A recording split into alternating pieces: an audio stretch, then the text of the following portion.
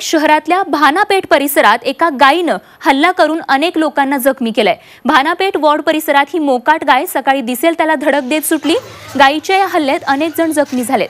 त्यातल्या 7 जणांना गंभीर स्वरूपाच्या जखमाही झाल्या आहेत। या बिथरलेल्या गायीबद्दल महापालिकेला कळवल्यानंतर महापालिकेचे कर्मचारी भानापेठमध्ये दाखल झाले। मात्र ही गाय काही केल्या कर्मचाऱ्यांच्या तावडीत सापडत नव्हती। अखेर मनपा कर्मचाऱ्यांनी मोठ्या हिमतीनं दोरीचा सापळा तयार केला आणि या गायीला जेरबंद केलं। पण यामध्ये महापालिकेचे कर्मचारी देखील जखमी झाल्याची माहिती मिळते आहे।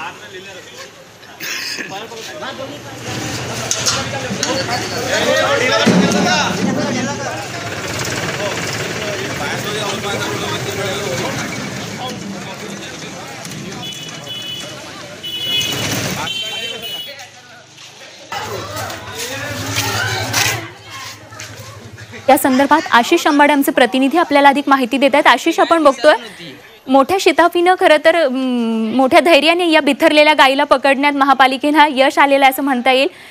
या गायीच्या मालकाविषयी काय माहिती मिळतेय का? गायीविषयी काय माहिती मिळतेय? नाही, या भागामध्ये मोकाट गाय होती ती आणि तिची मालकी काही असल्याचं ऐकिवात नाही। गिरनार चौक आणि अंचलेश्वर गेट भागात आज सकाळपासून हा थरार नागरिकांनी अनुभवला।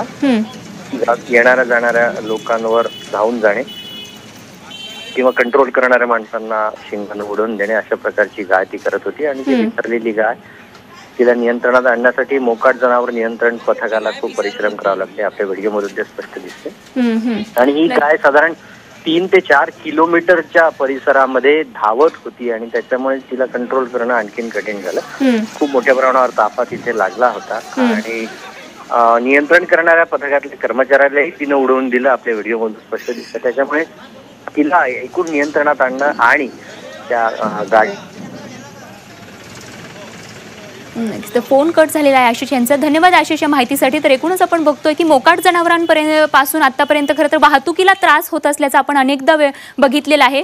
मात्र आता अशा प्रकारे जीवावरही बेतू शकतात अशी कृती या मोकाट जनावरांकडून होत असल्याचं आपल्याला बघायला मिळतंय। मोठ्या कसरतीनं मोठ्या मेहनतीनं नगरपालिकेच्या कर्मचाऱ्यांनी गायीला पकडलंय।